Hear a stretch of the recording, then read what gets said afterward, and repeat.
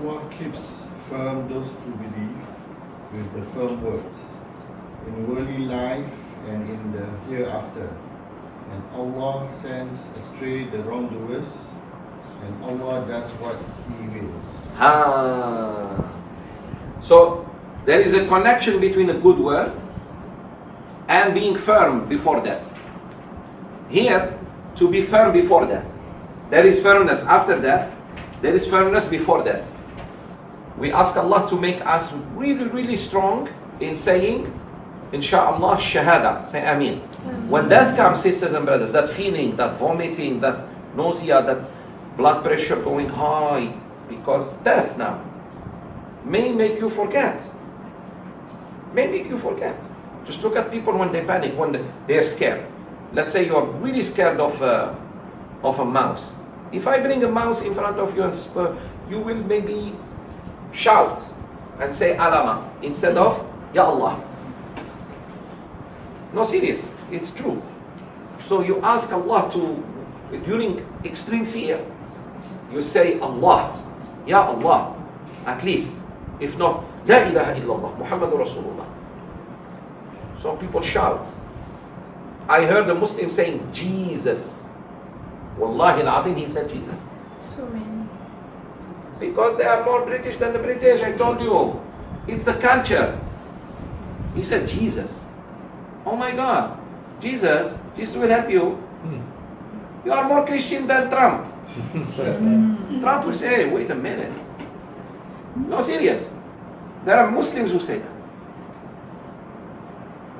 Or Ya Sidi Abdul Qadir, they call on a human being.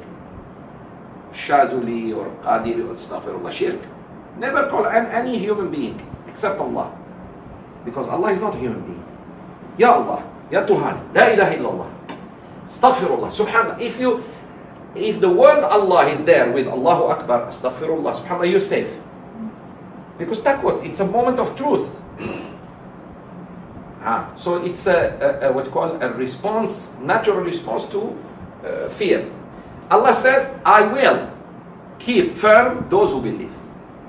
Those who believe in me, I will keep them firm. With what? With the word.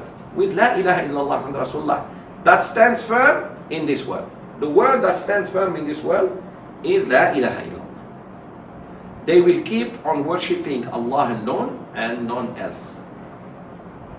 And then on the day of judgment, Yawm al-Qiyamah, they will say also La ilaha illallah. Because they were used, they were trained to say it. And please, I'm not talking about La ilaha illallah of Tahleel. I share with you a story, true story. An imam like me really loved birds. He loved birds. So his students offered him parrot. Nice parrot. He loved birds. His hobby was birds. So they brought him as a gift one day. They surprised him. Sheikh, this is for you. Oh, he was so happy. He loves birds. And he started feeding the bird and this and that. And the bird started saying La ilaha illallah. La ilaha illallah. Have you seen that? Imitate. It's only Because he imitated. yes. So parrots repeat. Alhamdulillah, so he was happy. They cared. La ilaha illallah. One day, the Sheikh came to class crying. What's wrong, Sheikh? What's happened? Crying. More than his wife died. Takbir. Maybe if his wife died, he said, Alhamdulillah, takbir. What happened, Sheikh? What happened? My cat ate it. The cat jumped on the bird. Oh, and in front of the Sheikh. Oh, you heartbroken. Oh, don't stop crying. Sheikh, it's okay. We buy you another one. No, we buy you 10. He said, no. I'm not crying because the bird now. The bird, I cried for 3 days and habis. I'm crying because when the death came to my bird, he forgot La ilaha illallah. He was instead of saying La ilaha illallah at least, he said, I'm afraid to die like that. So I had that quote, I die like my bird. So we just say La ilaha illallah. Doesn't mean we got it. La ilaha illallah, it has to be printed on your heart. printed more than on a rock. Meaning you know what does it mean. Because a lot of people will say La ilaha illallah, na'udhu billah, because they never said it meaning it. They just said it because it's culture. No. So the bird was no different. He just liked the song, he started singing. When the real death came, when the cat started eating him, he didn't say La ilaha illallah. Because firmness comes from Allah. So we ask Allah to make us firm during death. Say Ameen. So that you say Shahada, that's one. Also, on the day of judgment, when we see him, we say La ilaha illallah. Of Iman.